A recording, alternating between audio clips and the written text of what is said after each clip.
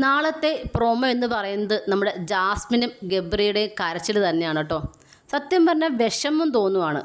അതായത് ഇത്രയൊക്കെ കൊച്ചിന് മനസ്സിലായിട്ടും വീണ്ടും എന്തിനാണോ എന്തോ ഇങ്ങനെ ചുമ്മാ കരഞ്ഞ് പ്രശ്നങ്ങൾ വീണ്ടും വീണ്ടും ഇങ്ങനെ പറഞ്ഞ് വേണ്ടെങ്കിൽ വേണ്ട വിട്ടുകളാവും. ഇപ്പം എന്തായാലും ഗബ്രിക്ക് താല്പര്യം ഇല്ലെന്ന് പറഞ്ഞു കഴിഞ്ഞു.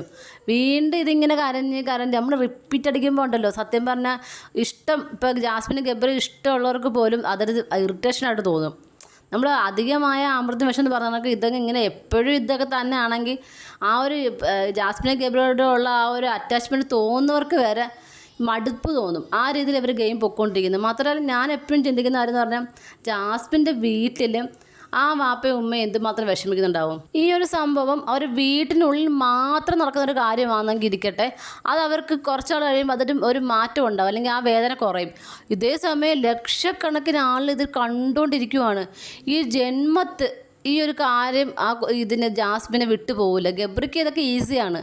എനിക്ക് മനസ്സിലായ കാര്യം തോന്നുന്നു, ഗബ്രിക്ക് ഇതൊക്കെ ഈസി ആയിട്ട് ഗബ്രി കളയും. പക്ഷെ ജാസ്മിൻ എനിക്ക് തോന്നുന്നില്ല ലൈഫ് ലോങ് ഇത് ഓർത്ത് വിഷമിക്കേണ്ട അവസ്ഥയാണ് ജാസ്മിന്. എൻ്റെ വിഷമം എത്ര ഉണ്ടെന്ന് നിനക്കറിയില്ല, നിൻ്റെ വിഷമം എത്ര ഉണ്ടെന്ന് എനിക്കറിയില്ല. ഇതൊക്കെ തന്നെയാണ് ഇവരെപ്പോഴും അങ്ങോട്ടും ഇങ്ങോട്ടും പറയുന്നത്. സത്യം പറഞ്ഞാൽ എനിക്ക് തോന്നുന്നു ജാസ്മിനെ സപ്പോർട്ട് ചെയ്യുന്നവർക്ക് വരെ തോന്നി എന്താണ് ഈ കാണിക്കുന്നതെന്ന്. കാര്യം അതുപോലെ ഗെയിം പൊയ്ക്കൊണ്ടിരിക്കുന്നത്. ആ നല്ല രീതിയിൽ ഗെയിം കളിക്കാൻ അറിയാവുന്ന, നല്ല രീതിയിൽ പ്രേക്ഷക സപ്പോർട്ട് നേടാൻ കഴിവുള്ള ഒരാൾ തന്നെ ജാസ്മിൻ, എന്തൊക്കെ പറഞ്ഞാലും. പക്ഷേ ഇനിയും മാറിയില്ലെങ്കിൽ പിന്നെ എനിക്ക് പറഞ്ഞിട്ട് യാതൊരു കാര്യമില്ല.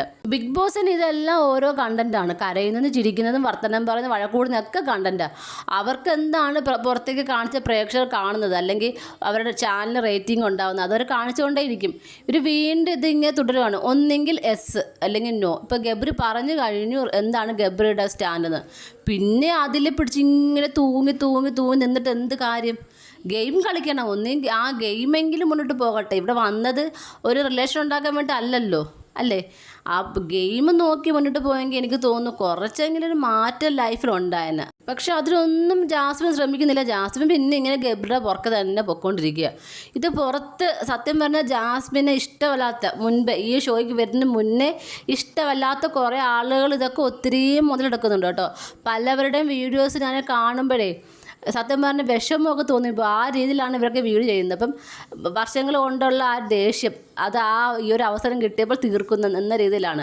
അപ്പോൾ അതിനൊരു അവസരം വെച്ച് കൊടുക്കുകയാണ് ജാസ്മിൻ തന്നെ.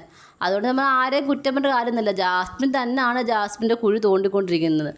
നമുക്ക് നോക്കാൻ പിന്നെ എന്തൊക്കെ ആകുമെന്ന്. നിങ്ങൾക്ക് എന്താണ് തോന്നുന്നത്? ഈ കണക്കിന് പോവുകയാണെങ്കിൽ ഇത് എന്തൊക്കെ ചെയ്ത് കൂട്ടും? നിങ്ങളുടെ അഭിപ്രായങ്ങൾ താഴെ കമൻറ്റ് ബോക്സിൽ മറക്കാതെ രേഖപ്പെടുത്തണം. കൂടുതൽ ലൈവ് അപ്ഡേഷനുമായിട്ട് ഉടനെ വരുന്നതായിരിക്കും.